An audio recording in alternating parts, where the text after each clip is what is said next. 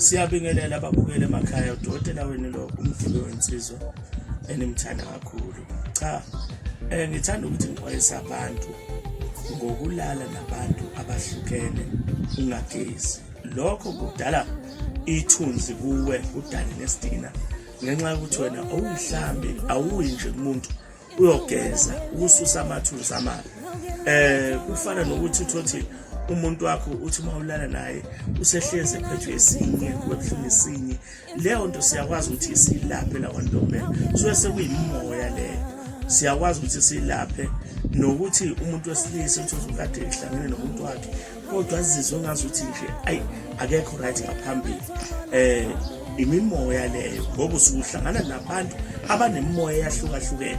Omunye kuyenzeka ukuthi uyahlangana naye ube nenhlanhla, ube nayo yonke into, kodwa omunye uthi uyahlangana naye uvela ube namabhadi kwenze lezi zinto ezimbi. Into esilaphayo leyo kuyadingakala ukuthi ubone umuntu osizayo noma ubone umgibe wensizwa akwazi ukuthi akugeze kususe leli thunzi. Mase kususa ke leli thunzi uzokwazi ukuthi ube right. Kufana nomuntu uthi sehleze egula nje akazazi ukuthi yini, kuyenzeka ukuthi kube ithunzi lelo uthotha usinto, uyathatha umuthi, uyathatha iwasho kodwa azikusebenzeli. Kukhona ithunzi ekufanele lisuke ndlelana thize nethi lofuna ukubheka ukuthi ukanjani ithunzi elikanjani lelo bese likwazi ukuthi lisuseke. Nomuntu othola ukuthi wagcaba isive, umuntu uthi mhlawumbe uyasebenza ngabantu or uyalapha uthola ukuthi wagcaba izizwe egazini lakhe.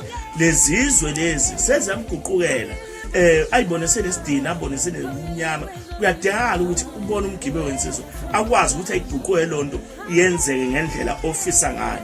Omunye ugcaba into yenhlanhla noma wenzela isigubhu senhlanhla kodwa uthola ukuthi usenesidina, lesigubhu sakhe sesiguqukile saba ubumnyama kuyena. Ngabe umuntu wesifazane, ngabe umuntu wesilisa, usuyithola usuphupha ulele nomuntu wesilisa noma ulele nomuntu wesifazane. Lokho kusuke kufanele ukuthi siguquleke imoya, sikugeze. Yinto eyithunzi lelo elihleli. Namhlanje ngithanda nazi ngethunzi ukuthi lihambe indawo ende, singakhuluma kushona ilanga. Babukele emakhaya ngibonene umgibe wensizwa lo sikhuluma ngethunzi ukuthi siyaliwasha la ekhaya, siligeze, siliguqule. Nanokuthi umuntu ahleze ecaba izinto kufuneka umuntu uhlale njalo uyachaba lonto ibuyisa ithunzi kuwena ukuthi ugcine usunethunzi ngoba phama zonke lezi zilwane osuyifaka egazini noma izihlahla osuyifaka egazini bese ziyaguquka zikuvalele izinto. Ngiyabonga kakhulu.